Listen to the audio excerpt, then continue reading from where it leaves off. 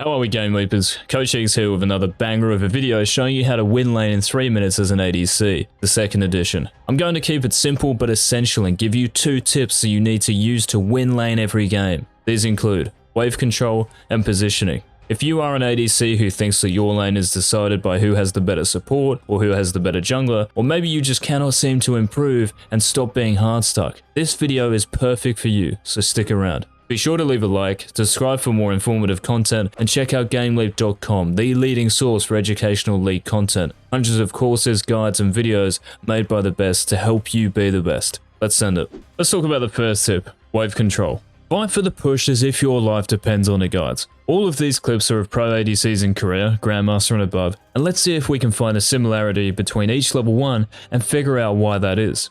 It doesn't matter what ADC you are playing, in your games I want you auto-attacking the minions more than the enemy ADC. As soon as the first wave collides, bang, you are auto-attacking and trying to kill the enemy minions before they kill yours. And this doesn't matter what your support's doing, by the way, your support's irrelevant. That's what the best ADCs are doing in these clips, but why?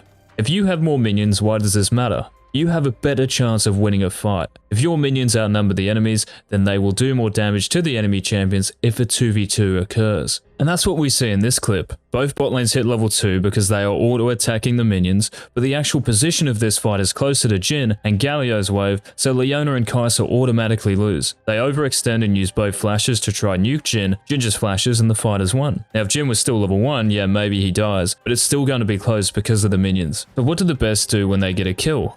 They shove the wave. Every time you kill the enemy bot lane in your games, fam, I want you using every ability you have on the wave and putting in as many auto attacks as possible. Why is this important? If a wave is under a tower, what's happening? The minions are dying, right? And what do you get for killing minions? Gold and XP. So if your minions are under the enemy tower and the tower is killing them, what did the enemy bot lane miss out on? That's it, gold and XP. You never want a kill to just equate to 300 gold and XP, right? That's why in lower elos being 0-3 is actually still fine, because no one presses their advantage in lane or on the map. The higher you climb, the more kills and deaths matter, because the maximum value in those situations is extracted. Being 0-2 in Challenger is a lot different to being 0-2 in Silver, but guess what? You shoving the minion wave, when you get a kill, will change that. That's one step in making that 300 gold and XP mean a lot more. What do you do when you have the push in the bag though? What do you guys think? Should Jhin and Janna in this situation keep auto-attacking the minions here, or should they chill? If they were to keep auto-attacking the enemy wave, their minions would be healthier and possibly outnumber the enemies by more, sure, but it makes the lane safer for Ezreal and Leona because they are closer to what? The harder they push. Their tower. Good. This also means you are further away from your own tower and therefore more vulnerable to ganks. This is why wave management is such an important part of laning, because there are so many intricacies, and if you're not aware of the most optimal decision when it comes to controlling minion waves, you put yourself in more risky, less rewarding situations. Janna decides to run it down in this game and throw the advantage they had, but who cares? When I focus on this lane as an ADC, all I care about is what Jhin does. What Janna does is irrelevant to me. So in your games, do not start spam pinging your support, no matter how hard it is, when they decide it's time to stop playing properly. All that matters is how you play the lane. If we pause it here, what do you guys think of Jhin and Janna being in this position in the lane? Is it safe? Is it risky? I'd say it's risky. They are very far away from their turret, aka safety. So what should Jhin do based on the lane state? He should shove. Yes. Now I'm going to keep it simple for you guys. If Jhin doesn't shove, watch what happens. The lane is being played in a very dangerous area. So I'm going to give you guys a rule that you have to abide by, alright? And this applies to all ranks, Challenger or Hard Soak Iron 4, I don't care. When the lane is being played past halfway, start to shove ASAP. I'll rewind it to show you when Jhin should have started to hard push. What do you guys think this does? You shoving your wave into the enemy tower is your goal, but why? Well, if this wave is no longer here, the next wave that enters the lane is not held up.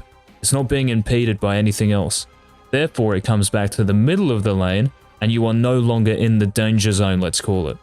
This is extremely important. Kills and deaths don't just come about, right, because you agree to meet the enemy bot lane in the dragon pit, and you fight to the death. Well, it might in some elos, but yeah. Having good wave management is one part of laning that can lead to kills and deaths. But let's get it down pat. In this game, there's a fight level 1, and let's pause it. What's the rule? Past halfway, shove immediately. What does Ezreal do? He shoves. Now there might be some other motives as to why you'd want to slow push instead of hard push in certain situations, but I do not want to go over those with you guys because they do not matter for 99% of the player base, and I want to keep things simple. Which also reminds me, if you guys could like the video for the daily content we're bringing you, that would be sick. And remember to subscribe so you don't miss tomorrow's installment. Same time, same place. Be here for it. Appreciate it. In this game, there is a fight level 1 and Jhin returns to lane before the enemy ADC. So the push is guaranteed by default. What's the play here, guys? Do we shove or just last hit? There's no reason to shove until wave 3 comes into lane, then we get the bounce on wave 4, meaning it resets in the middle of the lane. And if we just last hit, all of a sudden it's very hard for center to walk up and CS. Especially when Pantheon is Jhin's support. Most low elo ADCs would autopilot here and just hit the enemy wave for the sake of it. We have to have an intention when we do anything on the Rift, guys. And it is really important to do so with minion waves because it can set up more kills and bigger advantages. As mentioned, when the next wave enters the lane, with or without Graves pinging his intention to dive, shoving is the right play. Stacked up a big wave, now it's time to get it into the enemy tower ASAP so the next wave can reset in the middle. Not near the enemy tower. Any questions about wave control, ask away in the comments. Moving on to tip number 2, positioning. I talked about the diagonal line theory in the first edition of how to win lane in 3 minutes as an ADC, so I'll give you a brief overview now to remind you of what it is.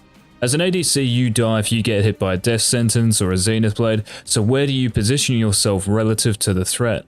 Well, diagonals are longer than straights, so you stand away from the threat in a diagonal position. Standing opposite the threat is really risky, and standing along the diagonal, even if you do get hit by CC, is still fine. Take this clip for example. Leona has no real threat level 1 unless you headbutt her, but level 2 she becomes a real threat. She hits level 2 and immediately flashes onto Jhin, but look here. Is Jhin really in danger? He's so far away and behind his range minions that this would only work if he was still level 1. Galio doesn't have to do anything special but exhaust Kai'Sa, and they win the fight.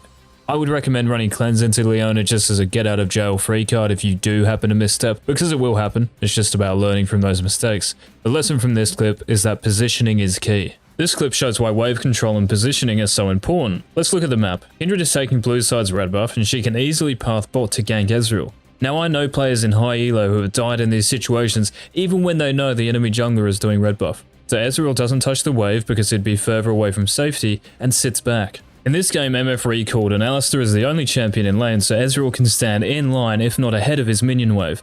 Also take note of Leona's position.